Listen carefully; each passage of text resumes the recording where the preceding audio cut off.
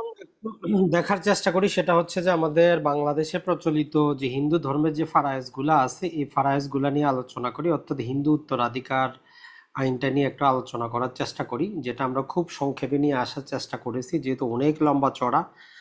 আমরা to the point কাজে জিনিসটাই শুধু পড়বো। তো দেখেন, নর্মালি আমাদের আশেপাশে বা ভারতীয় উপমহাদেশে যে হিন্দুরা আছে এরা দুইটা ভাগে বিভক্ত, যেমন মুসলিমদের মধ্যে শিয়া সুন্নিতে বিভক্ত, হিন্দুদের মধ্যেও দায়ভাগা এবং মিতাক্ষরা। তো এটা হচ্ছে দুইজন বিশিষ্ট পণ্ডিত, তারা ফারায়েজ নিয়ে দুই প্রকারের উত্তরাধিকার নিয়ে দুই প্রকারের বই লিখেছেন। কেউ দায়ভাগা অনুসরণ করেন, কেউ মিতাক্ষরা অনুসরণ করেন। তো দায়ভাগা বইটা শুধুমাত্র উত্তরাধিকারের উপর লিখিত, আর মিতাক্ষরাটাতে উত্তরাধিকার, বিবাহ, নানা প্রকার দত্তক গ্রহণ নিয়ে আলোচনা করে। তো এই বইটার লেখক হচ্ছে জিমুতো বাহন, আর এটা হচ্ছে যে বিজ্ঞানেশ্বর। তার মানে নর্মালি হিন্দু ধর্মের ক্ষেত্রে বাংলাদেশে এই দায়ভাগা অনুসরণ করা হয়, এতটুকু মনে রাখবেন, যে ব্যক্তি মারা যাওয়ার পরই উত্তরাধিকারী সৃষ্টি হয়, যেমন মুসলিম ধর্মে হয়। যেমন মুসলিম ধর্মে আমরা বললাম আপনি মারা যাওয়ার পরে আপনার উত্তরাধিকারী সৃষ্টি হবে, তো হিন্দুদের দায়ভাগাতেও এটা। কিন্তু মিতাক্ষরাতে বলে যে না, আপনি জীবিত থাকতেও ওই ফ্যামিলিতে যত সন্তান আসবে জন্মের সাথে সাথেই উত্তরাধিকারী সৃষ্টি হয়, মারা যাওয়ার পরে না। এইটাই হচ্ছে মেইন পার্থক্য। যদিও ওই মিতাক্ষরা বর্তমানে খুব কম চলে, ভারতে তাদের রাষ্ট্রীয় আইন আছে, আর বাংলাদেশে ম্যাক্সিমাম হচ্ছে দায়ভাগা। তো আমাদের আজকের আলোচনা আমরা দায়ভাগা নিয়ে আলোচনা করব। তো এর মধ্যে একটা জিনিস মনে রাখবেন, আমাদের বাংলাদেশে 1937 সালে একটা আইন করে নর্মালি হিন্দু ধর্মে মহিলারা কোনো সম্পত্তি পায় না। 1937 সালে আইন করে হিন্দু ধর্মের বন্টনের ক্ষেত্রে যে ব্যক্তি মারা গেল তার যদি স্ত্রী থাকে, অথবা তার যদি কোনো সন্তানের স্ত্রী অর্থাৎ পুত্রবধূ যদি থাকে, তাহলে তারাও এক ছেলের সমপরিমাণ অংশ পাবে। এই নিয়মটা জারি করা হয়েছে। এর আগে হিন্দু ধর্মে মহিলারা কোনো সম্পত্তি পাইতো না, এই জিনিসটা একটু মনে রাখবেন। আর এদের মধ্যে বেসিক জিনিসটা হচ্ছে যে হিন্দু ধর্মে উত্তরাধিকাররাও মুসলিমদের মতো তিন ভাগে বিভক্ত। এদের মধ্যে বলে যে যারাই একজন ব্যক্তি মারা গেলে তার যেই আত্মার শান্তির জন্য, যেমন মুসলিমদের মধ্যে 3 দিনে, 10 দিনে, 40 দিনে 40টা করে বিভিন্ন অনুষ্ঠান করে, তো হিন্দু ধর্মে একজন ব্যক্তি মারা গেলেও তার আত্মার মাগফিরাতের জন্য বিভিন্ন রকম অনুষ্ঠান করে, যাদেরকে বলা হয় যে পিণ্ডদান। ওই পিণ্ডদান যারা করতে পারবে তারাই সম্পত্তির উত্তরাধিকারী হবে, না হলে কিন্তু হবে না। তার মানে হিন্দু ধর্মের ক্ষেত্রে পিণ্ডদানটাই হচ্ছে সবচেয়ে গুরুত্বপূর্ণ, এমনকি পালক পুত্রও সম্পত্তি পায়। এই জিনিসটা একটু মনে রাখবেন। এখন আমরা যদি দেখি টোটাল ওই যে মুসলিম ফারায়েজের মতো তিন ভাগে বিভক্ত। একটা হচ্ছে সপিণ্ড, এদের সংখ্যা হচ্ছে 53 জন। একটা হচ্ছে সাকুল্য, এদের যেই টোটাল সংখ্যা হচ্ছে 33 জন। আর একটা হচ্ছে সমানোদক, এদের 7 জন, তবে 7 জনই পুরুষ। তো স্বাভাবিকভাবে আপনার এটা দরকার নাই, সাকুল্যেরও আপনার দরকার নেই। আপনি বেসিক অর্থে যখন প্রাথমিকভাবে হিন্দু ধর্মের ফারায়েজটা শিখতে যাবেন, উত্তরাধিকারটা, তখন এই সপিণ্ড 53 জনের সম্পর্কে জানলেই চলবে। পরে যখন অ্যাডভান্স লেভেলে যাবেন তখন আপনি চাইলে একবার দেখে নিতে পারেন। এখন এই যে 53 জনের মধ্যে 47 জনই হচ্ছে পুরুষ, 47 জনই হচ্ছে পুরুষ। আর এই পুরুষরা সম্পত্তি পাইলে পার্মানেন্টলি পায়, কিন্তু মহিলা যে 5 জন আছে এরা সম্পত্তি পাইলে যতদিন জীবিত থাকবে শুধু ততদিনই ভোগ করবে, মারা যাওয়ার পরে সম্পত্তিটা আবার মূল ব্যক্তির কাছে চলে যাবে।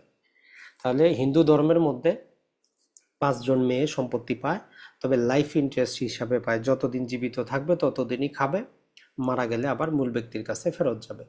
আর মহিলাদের পুরুষদের ক্ষেত্রে একবার সম্পত্তি গেলে পার্মানেন্টলি চলে যাবে, এটা আর সে যেটা খুশি সেটা করুক। তাহলে মহিলা 5 জন হচ্ছে তার স্ত্রী, তার কন্যা, তার মাতা, তার পিতার মাতা, তার পিতার মাতার মাতা। এরা সম্পত্তি পাইতে পারে ক্ষেত্র বিশেষে, তবে লাইফ ইন্টারেস্ট হিসাবে, যেটাকে আমরা বলি যে জীবন সত্ত্ব হিসাবে। তাইলে হিন্দু ধর্মে মহিলারা নর্মালি সম্পত্তি পায় না, আর পাইলেও জীবন সত্ত্ব হিসাবে পায়। এখন আমরা দেখি সেটা হচ্ছে যে হিন্দু ধর্মের ক্ষেত্রে একসাথে দেখা যায় যে 4 জন ব্যক্তি উত্তরাধিকারী হয়, একসাথে 4 জন। একজন ব্যক্তি মারা গেছে, ধরলাম যে তার পুত্র আছে, আর একটা ছেলে ছিল সে মারা গেছে, তার ছেলে আছে, আর একটা ছেলে ছিল সে মারা গেছে, তার ছেলে মারা গেছে, তার ছেলে জীবিত আছে। মানে 3 ডিগ্রি পর্যন্ত একসাথেই হয়। তার মানে ধরেন যে আমরা যদি হিসাব করি, আপনার বাবা মারা গেছে, আপনি চাচার সাথে উত্তরাধিকারী হয়ে যাবেন, এইরকম। তার মানে হিন্দু ধর্মে একসাথে 3 ডিগ্রি পর্যন্ত উত্তরাধিকারী হয়। তো পুত্র মানে ছেলে, ছেলে যদি না থাকে তার ছেলে, তার ছেলেও যদি না থাকে তার ছেলে, আর সাথে হচ্ছে এখানে স্ত্রী। এখন একটা উদাহরণ দিলে যদি আপনি বুঝেন যে 3 জন পুত্র আর এক স্ত্রী রেখে একটা হিন্দু ব্যক্তি মারা গেল, তাইলে তার সম্পত্তিটা বন্টন কিভাবে করব? তাইলে তার সম্পত্তিটা আমরা 4 ভাগ করব। 3 ভাগ 3 ছেলে পাবে, স্ত্রী পাবে 1 ভাগ। নর্মাল নিয়ম হচ্ছে এটা। 3 ভাগ 3 স্ত্রী পাবে আরেকজন। এখন একজন হিন্দু লোক মারা গেল, তার একটা ছেলে জীবিত আছে, আরেকটা ছেলে মারা গেছে, তার ছেলে জীবিত আছে, আরেকটা দেখা গেল যে তার ছেলেও মারা গেছে, ছেলে ছেলে মারা গেছে, তৃতীয় প্রজন্ম জীবিত আছে। তাইলে এই 3জন একই সাথে উত্তরাধিকারী হবে, আর সাথে তার স্ত্রী। তো টোটাল সম্পত্তিটা আমরা 4 ভাগ করব, 1 ভাগ দিয়ে দিব স্ত্রীকে, বাকি 3 ভাগ এরা 3জনে পাবে। এই এইটাই হলো মূল কনসেপ্ট। তাহলে হিন্দু ধর্মের ক্ষেত্রে স্ত্রী জীবিত থাকলে সে এক ছেলের সমপরিমাণ অংশটা পাবে। আর একসাথে হিন্দু ধর্মের 3 ডিগ্রি পর্যন্ত মানে ছেলে, ছেলের ছেলে, তার ছেলে, তো এটাকে বলি যে আমরা 3 ডিগ্রি পর্যন্ত একই সাথে স্ত্রীর সাথে উত্তরাধিকারী হবে। এটাই হচ্ছে মূল জিনিস। এখন যদি আমরা দেখি সেক্ষেত্রে আমরা মুসলিমদের ক্ষেত্রে কি দেখেছি, মুসলিমদের আমরা প্রতিনিধিত্বের মতবাদ দেখেছি যে 1961 সালে আপনার বাবা যদি মারা যায় তখন আপনার দাদার সম্পত্তি বন্টনের ক্ষেত্রে দাদা আপনার বাবা জীবিত থাকলে যতটুকু পাইতো আপনিও ততটুকু পাইতেন। তো ওই নিয়মটাও এদের মধ্যে কি করা হচ্ছে, অনুসরণ করা হয়। কেমন? যেমন ধরেন যে ওই ব্যক্তির একটা পুত্র আছে আর আরেকজন মৃত পুত্র, সে মারা গেছে, তার 2টা ছেলে আছে, এখন তারা কিভাবে পাবে? অথবা এই যে স্ত্রী আছে তার একাধিক স্ত্রী আছে, তো এরকম ক্ষেত্রে বলে যে প্রতিনিধিত্বের মতবাদ করে, মানে হচ্ছে তার এইখানে সম্পত্তি ধরলাম যে এই 100 টাকা রেখে মারা গেছে এটা 3জনে, তাহলে প্রথম পুত্র পাচ্ছে 33.33, মৃত পুত্রও পাবে 33.33। এইটাকে আমরা 2 ভাগ করে 2 ভাইয়ের মধ্যে ভাগ করে দিব। এটা হচ্ছে প্রতিনিধিত্বের মতবাদ। তার মানে চাচার সাথে ভাতিজারা যখন আসবে, ভাতিজা 2জন হইছে বলে বেশি পাবে না, তার বাবা যতটুকু পাইতো ওই 2 ছেলেও ততটুকুই পাবে। স্ত্রী একাধিক থাকলেও ওই এক স্ত্রী যতটুকু অংশ পাওয়ার কথা ওইটারে সমান ভাগে ভাগ করে নিবে। তো ওইটারে বলি যে আমরা প্রতিনিধিত্বের মতবাদ অনুযায়ী সম্পত্তিগুলা বন্টন করা হবে। এখন যদি আমরা দেখি সেটা হচ্ছে যে দেখলাম যে মৃত ব্যক্তি মারা গেল, তার কোনো ছেলে নাই, তার মেয়ে আছে এবং তার স্ত্রী আছে। তো সেই রকম ক্ষেত্রে ওই শুধু স্ত্রী যতদিন জীবিত থাকবে ততদিন টোটাল সম্পত্তিটা সে ভোগ করবে। স্ত্রী যখন মারা যাবে তখন পরবর্তী প্রজন্ম তার মেয়েরা আসবে।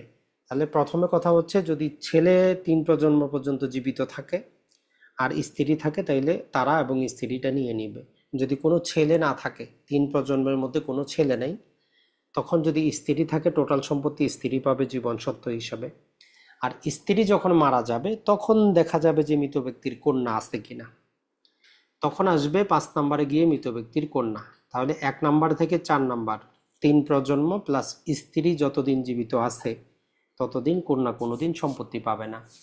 আর যখনই ছেলেরা জীবিত থাকবে ওই সম্পত্তি তারা পার্মানেন্ট হিসাবে পাবে, ওই সম্পত্তি কারো কাছে আর যাবে না। আর শুধু যেহেতু স্ত্রীর সম্পত্তিটা তখন কি হবে, কন্যাদের মাঝে যাবে। এখন এই কন্যাদের মধ্যে আবার ভাগ আছে যে কোন কন্যা পাবে। ধরলাম যে একজন ব্যক্তি 3টা কন্যা আছে, একটা বিবাহিত, একটা অবিবাহিত, আর একটা বিয়ে হয়েছে বাচ্চা হয় না, বা একটা বিয়ে হয়েছে ছেলে সন্তান আছে, এরকম অসংখ্য কন্ডিশন লাগানো আছে। তো প্রথমে হচ্ছে যে ওই স্ত্রীর সম্পত্তিটা যদি স্ত্রী মারা যায় তখন তার কন্যা যদি থাকে, প্রথমে যে কন্যার এখনো বিয়ে হয় নাই, অবিবাহিত কন্যা টোটাল সম্পত্তিটা পাবে। এবং বিয়ে হয়ে গেলেও আমৃত্যু পর্যন্ত সে সেটা ভোগ করবে, মানে যতদিন সে জীবিত থাকবে ওই অবিবাহিত কন্যাই টোটাল সম্পত্তিটা পাবে। যদি একাধিক থাকে 2জনে ভাগ করে নেবে। এখন ধরলাম যে ওই অবিবাহিত কন্যা নাই বা ওই অবিবাহিত কন্যা মারা গেছে, তাহলে মারা গেলে বিবাহিত কন্যা এবং পুত্রবতী কন্যা পাবে। তাহলে প্রথমে শর্ত হচ্ছে অবিবাহিত কন্যা পাবে যদি থাকে, অবিবাহিত কন্যা নাই তাহলে আমরা বিবাহিতদের ধরলাম 2টা মেয়ে আছে, 2টাই বিবাহিত। এখন আমরা দেখবো যে ওই 2 বিবাহিতর মধ্যে কার ছেলে সন্তান আছে, যার ছেলে সন্তান থাকবে সেই ওই সম্পত্তিটা ভোগ করবে।